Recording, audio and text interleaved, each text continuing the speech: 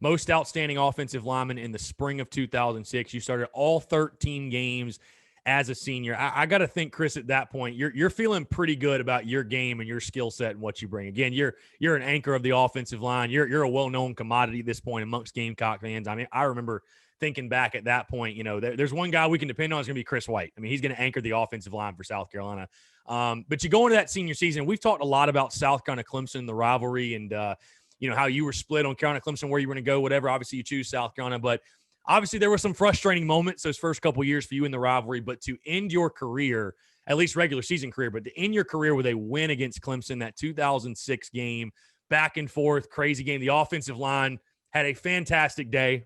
Mike Davis running the football and Corey Boyd running the football and all that. And to get that win over them at their place in dramatic fashion, I mean, just describe that for you. I'm sure that had to be a very sweet moment.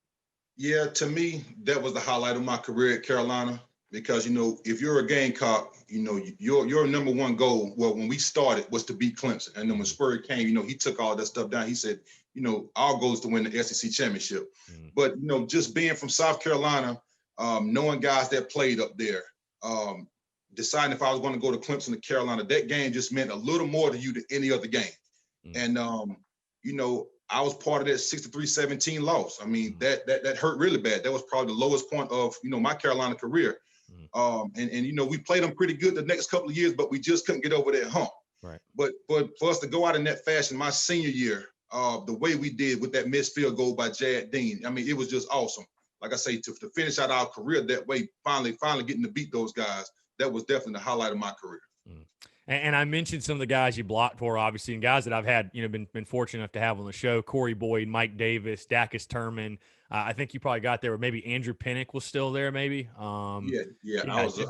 Demetrius Summers, I think of. I mean, if I had to make you pick, is there one guy that stands out that's like maybe just say most memorable blocking for? I won't make you pick a favorite, but like most memorable guy that you're like, when we block for this guy, like you're having fun blocking for him, if you will. I tell you what, man. I mean, I can pick all of those guys, but the passion and determination that Corey Boyd ran with, I mean, as an offensive lineman, you love to block for guys like that. I mean, David Turman was awesome. He would get you those tough yards. I think we had a really good plethora of running backs that year. Really my whole career. But I would have to say Corey Boyd because, he ran hard and he didn't mind, patting your offensive lineman on the butt, telling you thank you. Yeah, I'll say this. Corey has one of the all-time quotes I think I've ever had on my show when I asked him about his running style. And he said, "Always be the hammer, never the nail." That's my running style. And I'm like, that is fitting. I mean, that's exactly how I'd envision Corey Boyd answering that question. And that's why he ran the ball. Yeah, exactly. So let's move into another highlight. Now, I know I posted this highlight a few days ago, and I think maybe you commented on it or whatever, but something obviously great to relive. A couple of days ago was the 14-year anniversary, whatever it is, of you guys beating Houston and the Liberty Bowl. And I remember specifically, again, as a fan, because we hadn't gotten to the point yet where we won the SEC East or won 11 games, like how big of a win that was and how great that felt to beat Houston. Obviously, RIP Kenny Mack, he had a big part in that. And, other guys as well, yourself, obviously. And that was your last game at Carolina, last game, wearing the garnet and black ever. And you guys go out and get that big win over Houston. I mean, just talk about that, man, getting the win again, it being your last career game at South Carolina, and the offensive line, again, had a great night that night. Again, I'm sure that had to be just a picture-perfect way to close out your career. Yeah, it was. I mean, we were still high off that Clemson win. And then, just to be able to prepare for another bowl game, and with that being my last time, suiting up for the Gamecocks, I mean, it was extra special for me. And then to go out and win in the fashion that we won in, like you said, rest in peace to Kenny McKinley. Guy played a huge part in that game. But it meant a lot of us. It meant a lot to us to go out with that last win.